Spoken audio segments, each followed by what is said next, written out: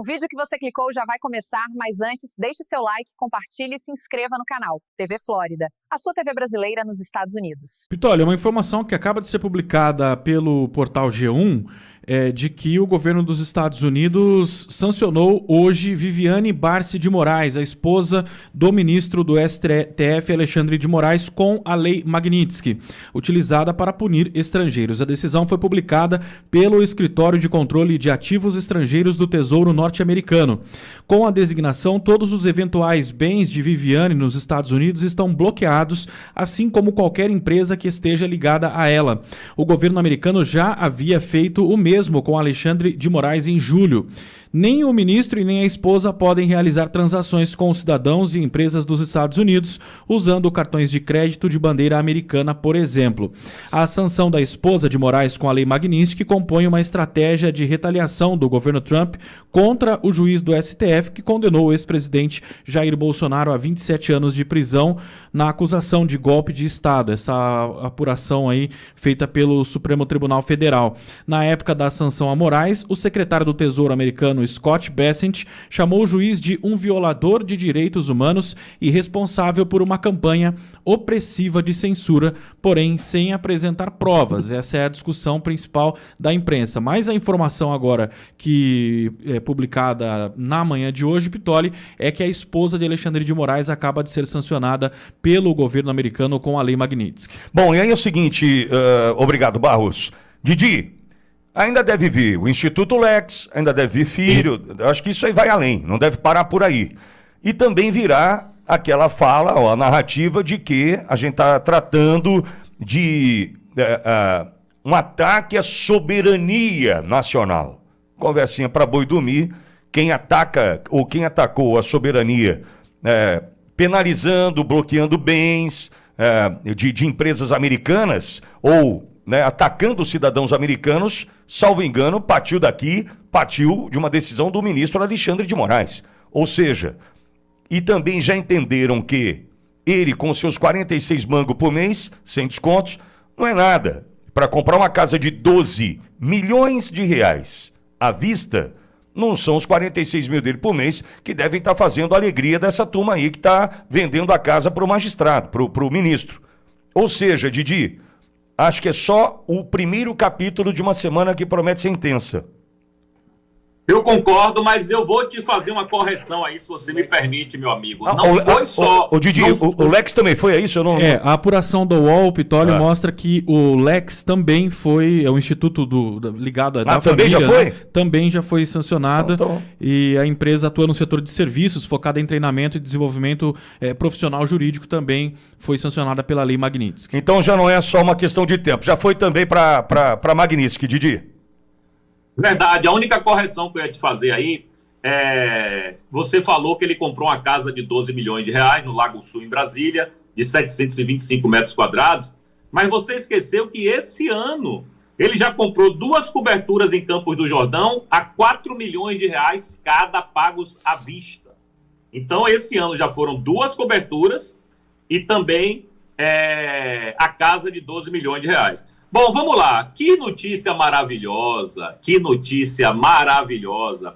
A gente já esperava isso, Pitoli, porque na semana passada, o próprio Marco Rubio, como você bem comentou, já tinha dito que aconteceria algum tipo de pressão, algum tipo de sanção para cima de autoridades brasileiras. É óbvio que ele não especificou quem seria, mas a gente já imaginava que era, evidentemente, o entorno do ministro Alexandre de Moraes.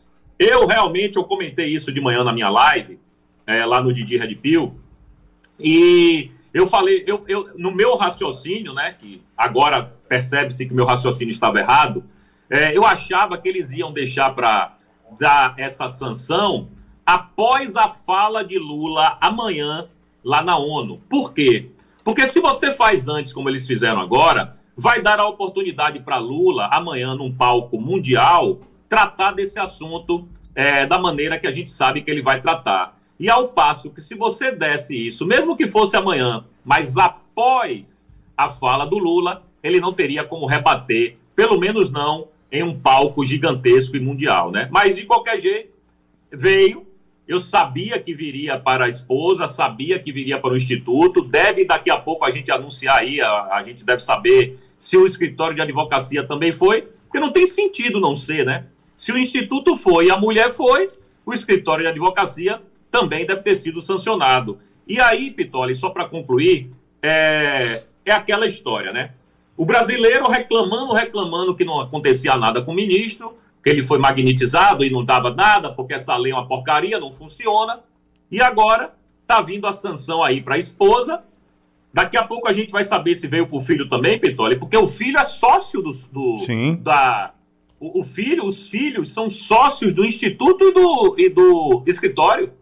Então eles têm que ser sancionados também. Então, a partir do momento em que você sanciona todo o entorno familiar do ministro, aí, meu amigo, ele não vai ter mais para onde correr. E aí é que vai virar o exemplo para que outros ministros da Suprema Corte também não queiram seguir o mesmo caminho do ministro Alexandre de Moraes e ser magnetizado. E só para concluir, a gente sabe que na Venezuela, por exemplo, mais de 200 magistrados foram sancionados. Toda a composição da atual Suprema Corte e do Tribunal Superior Eleitoral, toda a composição da antiga Suprema Corte e do Tribunal Superior Eleitoral venezuelano foram sancionados, além de várias outras autoridades. Então, eu acho que isso aí é só o começo, como você falou, Pitoli. E a semana é longa e a gente ainda vai ver outras coisinhas por aí, eu acredito. Você acredita no que, Didi? Vem para mais ministro, Didi?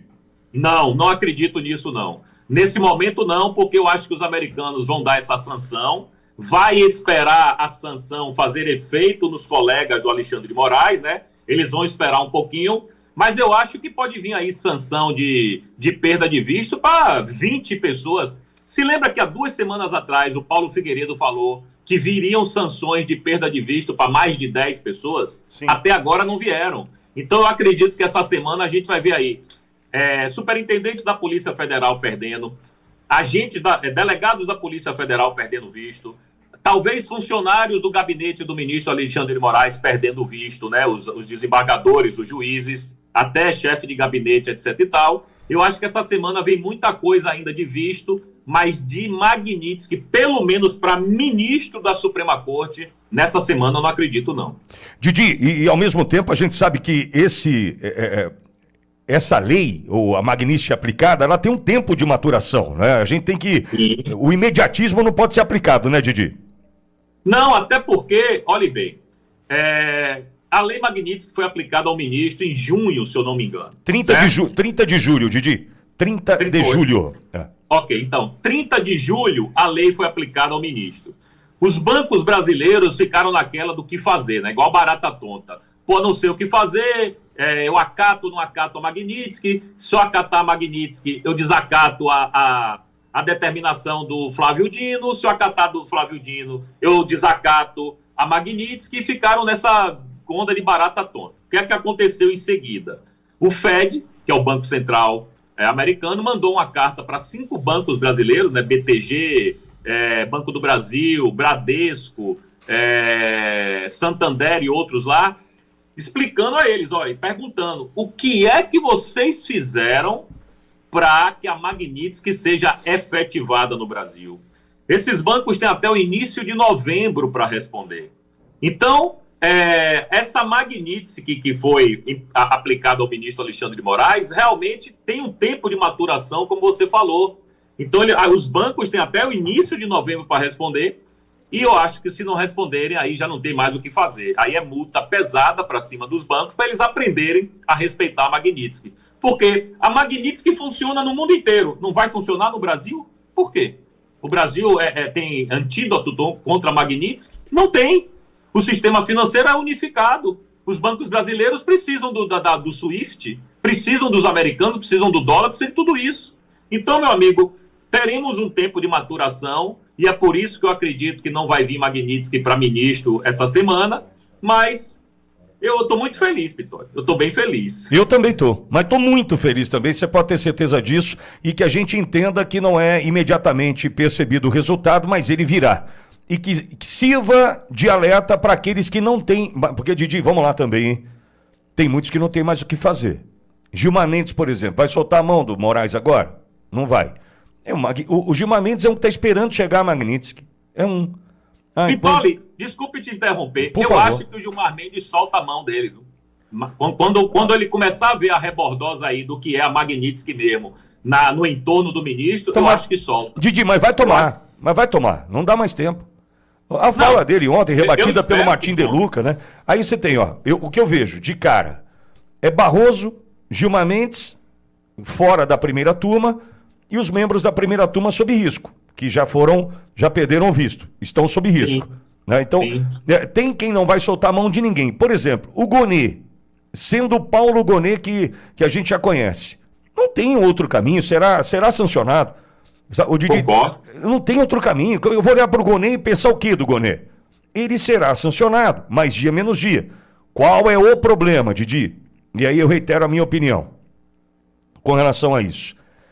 Mesmo sancionados, enraivecidos, pé da vida, essa turma continua com a caneta na mão. E essa caneta é uma arma que pode ser letal, como foi relacionado à Clezão, para muitos que ainda estão aqui lutando contra estes, ou o posicionamento destes.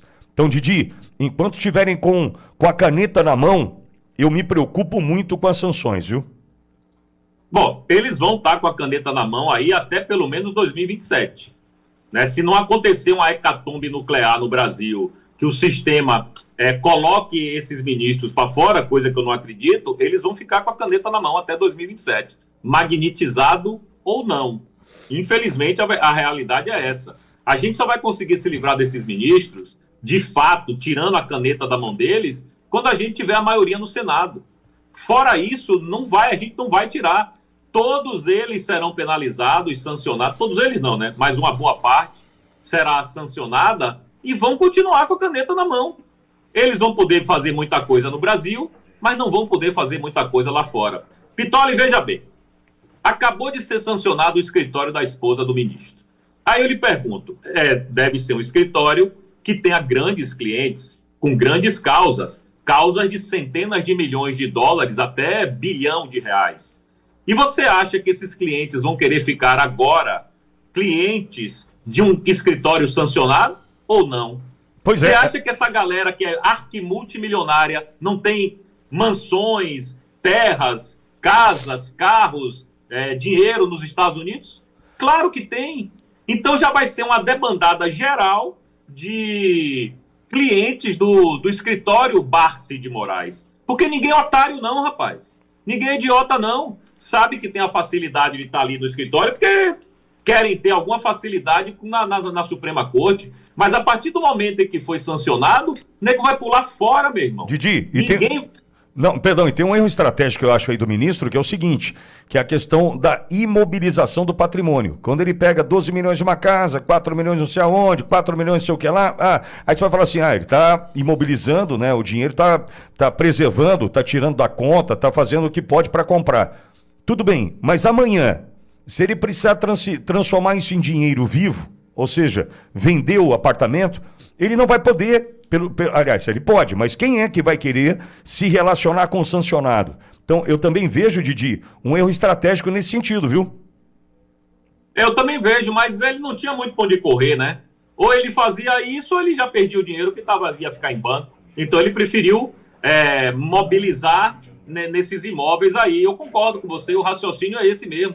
Ninguém vai querer comprar uma casa, a não ser que você compre no escritório de gaveta ou no contrato de gaveta. E mesmo assim é arriscado, né?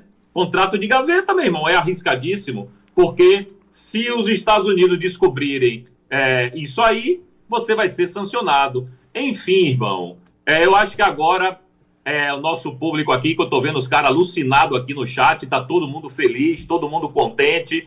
A gente esperava alguma coisa para essa semana, e a semana começou bem. E amanhã, 11 horas da manhã, tem o discurso do Cachaça lá na ONU e logo em seguida tem o discurso do Donald Trump. É capaz dele tocar nesse assunto aí.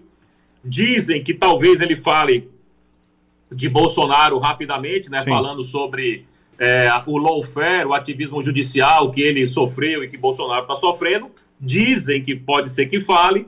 Se ele falar o nome de Bolsonaro amanhã, meu amigo, na Assembleia Geral da ONU, vai ser a coisa mais linda do mundo. Melhor que isso, só se ele viesse ao Brasil especificamente para se encontrar com o Bolsonaro, né? Aí seria a coisa mais linda do mundo, mas sonhar não custa nada, né, Piton? Sem dúvida. Se você chegou até aqui, é um bom sinal. Para assistir os vídeos completos, acesse nosso site ou baixe nosso aplicativo totalmente grátis.